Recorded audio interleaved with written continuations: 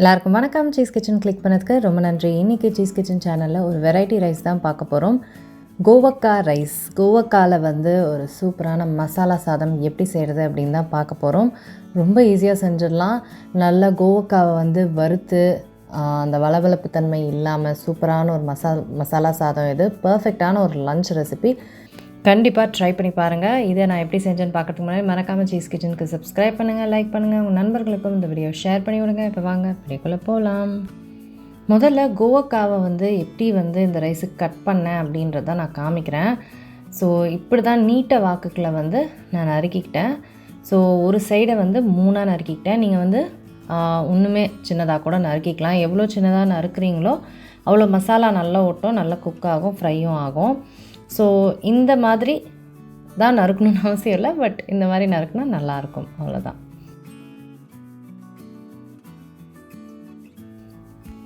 இப்போ எல்லா கோவக்காவும் இந்த மாதிரி நறுக்கிக்கிட்டேன் நீட்டை வாக்கில். இதில் நான் சில்லி பவுடர் சேர்க்குறேன், மஞ்சப்பொடி சேர்க்குறேன், அப்புறம் உப்பு சேர்க்குறேன். ஸோ இது எல்லாத்தையுமே மிக்ஸ் பண்ணி நம்ம கோவக்கா ஃபஸ்ட்டு ஃப்ரை பண்ணிக்க போகிறோம். அதோட வளவளப்பு தன்மையை முதல்ல எடுக்க போகிறோம். ஸோ அப்படியே ரைஸில் போட்டால் ரைஸும் அப்படியே வளவள கொலக்கொலான்ட்டு நல்லாவே இருக்காது. ஸோ இதை நல்லா மிக்ஸ் பண்ணிவிட்டு மேரினேட்லாம் பண்ண போகிறது கிடையாது. ஸோ இதை அப்படியே மிக்ஸ் பண்ணிவிட்டு நம்ம எண்ணெயில் லைட்டாக ஷாலோ ஃப்ரை மாதிரி பண்ணிக்க போகிறோம். ஸோ அதுக்கு நான் பேனில் எண்ணெய் சேர்த்துக்கிறேன். ஷாலோ ஃப்ரை அளவுக்கு எண்ணெய் கிடையாது, பட் நம்மளுக்கு நல்லா ஃப்ரை ஆகணும், அவ்வளோதான். ஸோ இது நல்லா ஹை ஹீட்டில் நான் ஃப்ரை பண்ண போகிறேன். ஸோ இது ஒரு சைடாக ஒரு 2 மினிட்ஸ்க்கு வச்சு நான் எடுக்கிறேன். இதில் கோவக்கா குக் ஆகிறது மட்டும் இல்லாமல் நல்லா ஃப்ரையும் ஆகிடும். ஸோ டோட்டலாகவே ஒரு 10 மினிட்ஸாக நான் இதை ஃப்ரை பண்ணிகிட்டே இருக்கேன். ஸோ நல்லா ஃப்ரை ஆகிடுச்சு. நீங்களே பார்க்குறீங்க அதோட லேயர்லாம் எப்படி ஆயிருக்குன்னு. ஸோ நல்லா ஃப்ரை ஆகிடுச்சு. இப்போ கோவக்கா ரைஸ் செய்ய ஆரம்பிச்சிடலாம். கடாயில் எண்ணெய் சேர்க்குறேன். எண்ணெயில் கடுகு சேர்க்குறேன். கடுகு பொரியணும். கடுகு லேசாக பொரிய ஆரம்பிச்சிருச்சு. நான் உளுத்தம் பருப்பு சேர்க்குறேன், கடலைப்பருப்பு சேர்க்குறேன். இது ரைஸ் சாப்பிடும் போது அந்த கருக்கு முறுக்குன்ட்டு நல்லாயிருக்கும் இது. அதுக்கப்புறம் காஞ்ச மிளகாய்,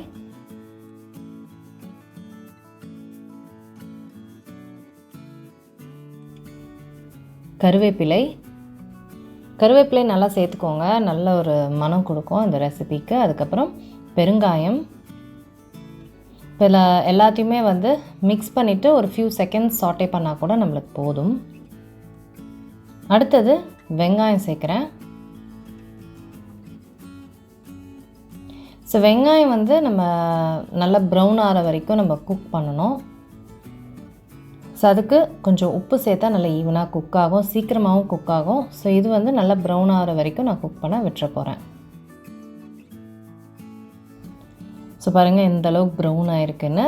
இதுக்கு ஒரு 5 மினிட்ஸ் ஆச்சு. ஸோ இப்போ தக்காளி சேர்க்குறேன். ஸோ தக்காளி சேர்த்துட்டு தக்காளி நல்லா மையாக ஆகணும். ஸோ அது வரைக்கும் நம்ம குக் பண்ண போகிறோம். தக்காளியோட நான் ஸ்பைசஸையும் சேர்த்து தான் யூஸ்வலாக நான் தக்காளி குக் பண்ணுவேன். ஸோ நல்லா இறங்கியிருக்கும் அது தக்காளியில். மஞ்சப்பொடி சேர்க்குறேன்,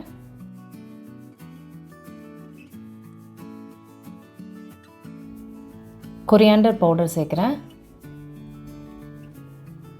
சாம்பார் பொடி சேர்க்குறேன்,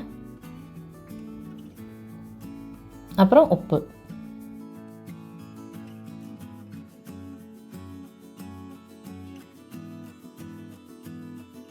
இது எல்லாத்தையுமே நல்லா மிக்ஸ் பண்ணிக்கோங்க. மிக்ஸ் பண்ணிவிட்டு கொஞ்சோண்டு தண்ணி சேர்த்து இதை நல்லா குக் ஆகணுங்க. தக்காளி நல்லா மையாகணும். ஸோ இந்த அளவுக்கு பாருங்கள், ஸ்பூனில் நான் அமுக்கும் போது நல்லா மையாக குக் ஆகிருக்கனால நல்லா அமுங்குது. ஸோ இந்த அளவுக்கு மையாக அது குக் ஆகணும். ஸோ எல்லா தக்காளியும் நான் நல்லா மேஷ் பண்ணிக்கிறேன். தக்காளியெலாம் மேஷ் பண்ணிவிட்டு இப்போது ரைஸ் சேர்க்க ஆரம்பிக்க போகிறேன்.